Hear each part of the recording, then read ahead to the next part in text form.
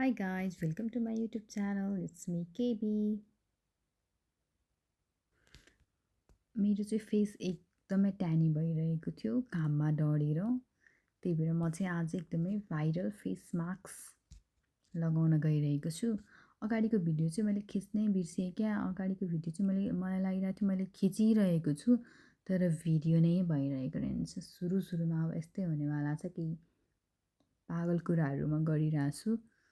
यो चाहिँ म के यो यसमा मैले मिसाएको छु म भन्छु। यसमा हनी अनि बेसार अनि दही अनि मुल्तानी मिट्टी अनि अर्को के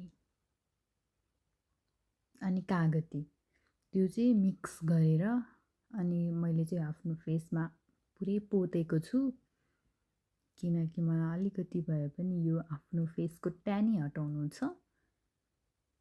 त्यही भएर मैले चाहिँ यो टिकटकमा देखेर भाइरल फेस मास्क बनाएर लगाइरहेको छु। अब म गोरी हुनेवाला छु। तपाईहरु पनि यो फेस मास्क युज गरेर गोरी हुन सक्नुहुन्छ है।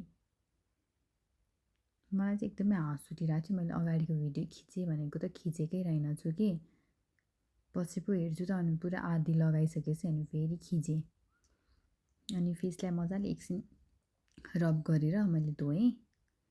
अनि एज युजुअल मैले यो सेटाफिलको मोइस्चराइजर लगाएँ। आज चाहिँ भिटामिन सी लगाइनँ, यो पनि सकिन लाग्यो। त्यसपछि मैले आई क्रिम लगाएँ अनि मेरो भ्यासलिन सबभन्दा बेस्ट हो। म भ्यासलिन चाहिँ जहिले लगाउँछु कि। अनि त्यसपछि म गोरी भएँ। मलाई चाहिँ के बोलौँ भइरहेको छ कि म के बोलिरहेको छु पनि थाहा छैन।